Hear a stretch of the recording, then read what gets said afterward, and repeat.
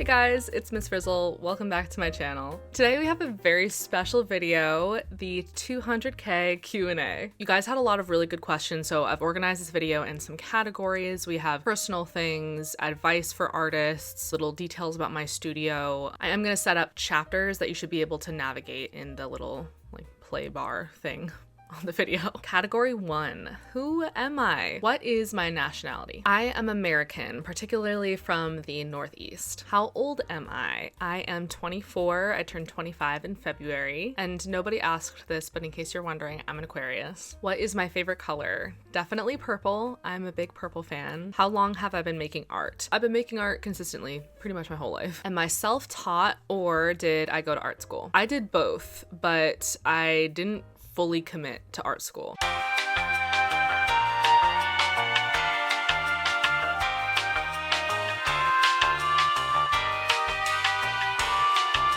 And that kind of leads us to the next category. How did I get here? Are you a full-time content creator? I am not yet a full-time content creator. I really want to be, because in my eyes, creating content is creating artwork, especially because I am creating content about my artwork. Right now, I still work part-time in food service. I have like 2 shifts a week at a restaurant. Even that is so incredible compared to how it was for so long. I started making TikToks in like 2020, and obviously that was during quarantine, but I was making videos on a regular basis, slowly growing my account on there over the course of several years before I was able to even consider being part-time instead of full-time at my restaurant job. So that was huge, and I was able to make that choice last spring. So we're coming up on close to a full year of being like very part-time and really relying on that income from TikTok to be able to afford making more content, higher quality content, and affording more time to just make art in the first place. What is my favorite video that I've posted so far? It's hard to say because I am definitely most proud of my YouTube videos, because these long form videos take so much longer. They're like so much more effort, so much more thought and work goes into them. Particularly, I really like my how to paint realistic clouds video. I went so hard on the editing there with like fun noises and graphics and stuff. As far as favorite TikToks, I think my favorite just has to go to my how to paint snow video, because I really feel like I owe my whole career to that tutorial. Like, I posted on TikTok like 2 or 3 years ago, and that's what really blew me up and made me able to start like monetizing my videos and stuff. And like, I have no idea where I would be without having posted that first. So I love that video. Did I ever think that I'd blow up this quick and sudden in my 4 years of uploading? No, no, I didn't. I mean, I always hoped that something would go viral. I always hoped that something would stick, but the reason why I haven't really been uploading on YouTube is because most of the content that I put time into is vertical videos for TikTok that are longer than a minute, because I like to make informative videos about painting and there's so much to talk about. So I really didn't upload much on here because I wasn't able to monetize the longer format videos, and they would take me weeks to work on in between all the TikToks, working. It was just not feasible without like creating severe burnout for myself. There was years where I was just like, you know what, I'm not sure I'm ever gonna be a YouTuber, which really truly has been my dream my whole life, but I kind of just embraced my fate as a potential forever TikToker and kind of just like put YouTube on the back burner as this like maybe one day kind of situation. But now we're here. And it also feels so good to get so much amazing feedback and to have people really respond well to my content on here. It makes me feel seen. It makes me feel excited. It makes me feel just like honored. So no, I didn't expect it, but I'm so thankful to be here, and it's like invigorated me. I'm like, okay, we're here. We're making long form videos. We're doing this. I am so ready to work as hard as physically possible to be able to finally go full time doing this and uploading a long form video at least once a week, and just really going for it. But enough about me and my thoughts and feelings. Let's go over to some more interesting stuff, starting with my studio practices. What is my favorite medium? My favorite painting medium is definitely oil paint. I like to combine it with acrylic paint, which you can do as long as you only layer oils on top of acrylics, but never acrylics on top of oils. The way that they cure and dry is different, and oil paint needs to continue to breathe. So I love doing the first few layers of my paintings in acrylics because it dries so quickly and I can get like 4 layers of paint in there before I even have to touch oils. So that way I'm able to get like halfway through a painting process in a fraction of the time as it would take me to do the entire painting in just oils. How did I get into oil painting? Oil painting, something that was introduced to me in college. The after school art teacher Trisha that I had when I was growing up though,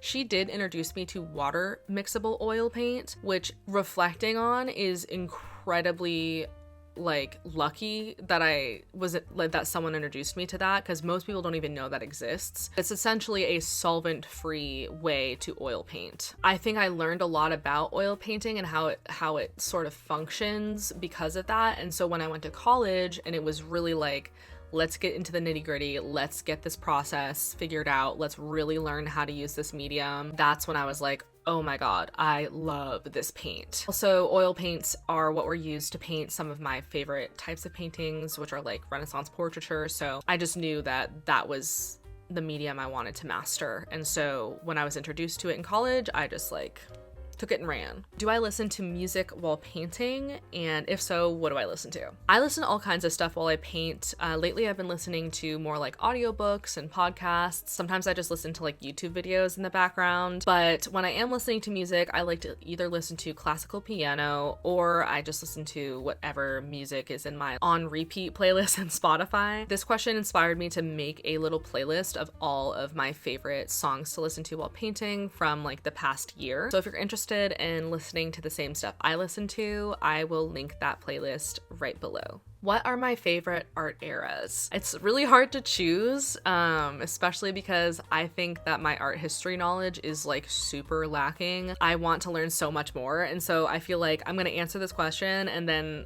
when I learn more about this later on, I'm gonna go back and be like, you just don't even get it.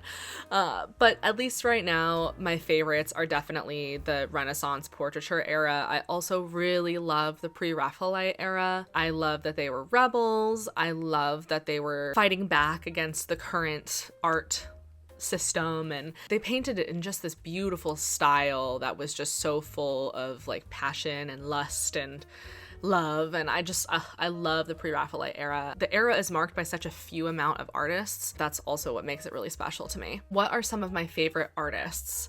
This is also hard because I struggle with some memory issues, but particularly when it comes to remembering names. It feels like an impossible task for me to remember the artists that I love. However, there are several contemporary artists, which means artists that are like still alive and creating today, that I really look up to and really connect with. For example, I really love Sophie Pearson. She just makes these really strong pieces based off of like childhood memories, childhood trauma. Her ability to paint realistically, but still have this more impressionistic and sometimes almost like surrealistic twist to things. Like her work looks like what it feels to reflect on your childhood as an adult. It is so captivating. And we're like the same age, so that's what's even crazier. And she's super nice. We're like, you know, base level online friends as two creators that make art online, but like she is so nice and kind, and also like does not care what anyone has to say. People are always speculating what her paintings are about, and she's like, it's none of your business. And I love that. I love her. I could probably gush for literally hours about all the different contemporary artists that I love, but for, lack of boring y'all to death, I will just give a little list right here of people that you can look up. I will replicate that list in the description here, so that way you guys can just click on some links and look at people's websites. What are some of my other hobbies? I have several different other hobbies in the creative world. I really love all kinds of painting mediums, which is like obvious, but what I've really been getting into lately is perler beads, like the little fuse beads that we did as kids, and crochet. Crochet is something I've always wanted to learn how to do, but I didn't really give myself a chance to deep dive into it until the past couple of months, and oh my gosh, I am like addicted to crocheting right now. I can barely paint, so I'll definitely make content both on the perler beads and the crochet as well, because I am just like, there's so much that I want to share about it. I made these Stardew Valley star drop earrings with the perler beads, and I actually sell perler bead earrings on my Etsy account, which I'll link down there as well. I love being able to make sort of this like physical pixel art. I'm obsessed with that. And then with crochet, I just love being able to make my own garments. As a plus size woman, I very rarely can find things that are both cute and in my style and like actually fit my body in a flattering way. So I am super excited about the prospect of just being able to make what I need to make from scratch. So that is super exciting. Okay, let's move on to the category that I feel like most of the people actually want to watch, which is art making advice. How do I deal when I don't have the inspiration to make art? Something I have been trying to implement lately that has been really helping are two major things that help me so much when I am in the art block and I feel like I physically can't even walk over to my desk. The first thing is taking the pressure off of showing people or making something out of what I'm creating. Allowing myself to almost have this like little secret of like going to my studio and just experimenting and just doing something crazy and abstract and loose and having literally no plan. Just being like, oh, that color looks cool. That color looks cool. I've been wanting to try this colored pencil. We're just gonna go for it.